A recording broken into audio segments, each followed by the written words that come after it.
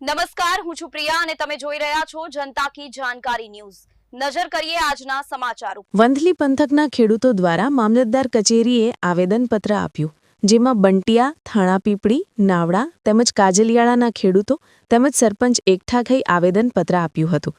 હાલ સોરઠ પંથકમાં કમોસમી વરસાદને કારણે ખેડૂતોને સિઝનની પાકમાં હાલ ભારે નુકસાનીનો સામનો કરવો પડ્યો છે, તેમજ ખેડૂતોને હાથમાંથી કોળિયો છીનવાયો છે। તેથી અત્યારે ખેડૂતો ખૂબ જ દુઃખી થઈ ગયા છે।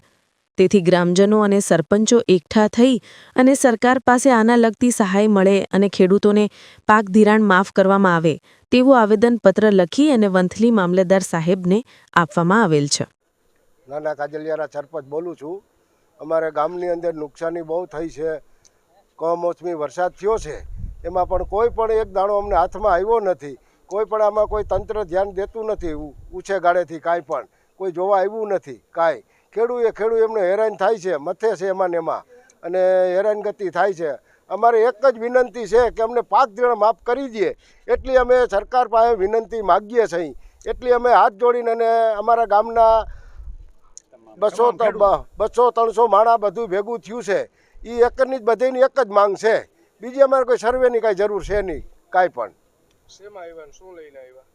ટ્રેક્ટર લઈને આવ્યા છે, કોઈ રિક્ષા લઈને આવ્યા છે, કોઈ 2 વ્હીલ લઈને આવ્યા છે।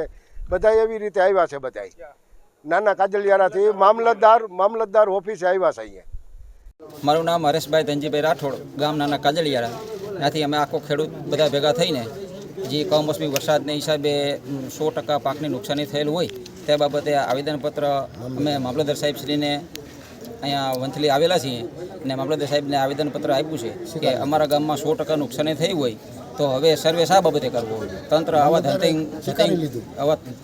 આવા ધંધી કરી હશે, સર્વે કરવો છે, 100% નુકસાની હોય તો સર્વે શા બાબતે કરવાનો છે। એટલે એના માટે અમે ખેડૂત આજુબાજુના ગામમાં થઈને બધા ભેળા ખેડૂત આવ્યા છીએ અને અમારા ગામમાં કોઈ અધિકારી, પ્રાંત અધિકારી કે કોઈ તંત્ર દ્વારા અમારી ગામની મુલાકાત લેવામાં પણ નથી આવેલી। જો 100% નુકસાની હોય તો હવે સર્વે કરવાનું ડીંડક રહેવા દો અને અમને જે સહાય પેટે જે અમને જે સહાય થતી હોય કાયદેસર એ સહાય કરવા અમારી નમ્ર અરજ છે। તમારી શું માંગ છે સરકાર પાસે? અમારી સરકાર પાસે માંગ છે કે અમારો વીમો માફ કરવામાં આવે અને પાક ધિરાણ માફ કરવામાં આવે અને જે તંત્ર દ્વારા જે પૂરતી મહેનત જે સહાય આપવામાં આવતી હોય થતી હોય એ અમને આપે, એવી અમારું નમ્ર નિવેદન છે।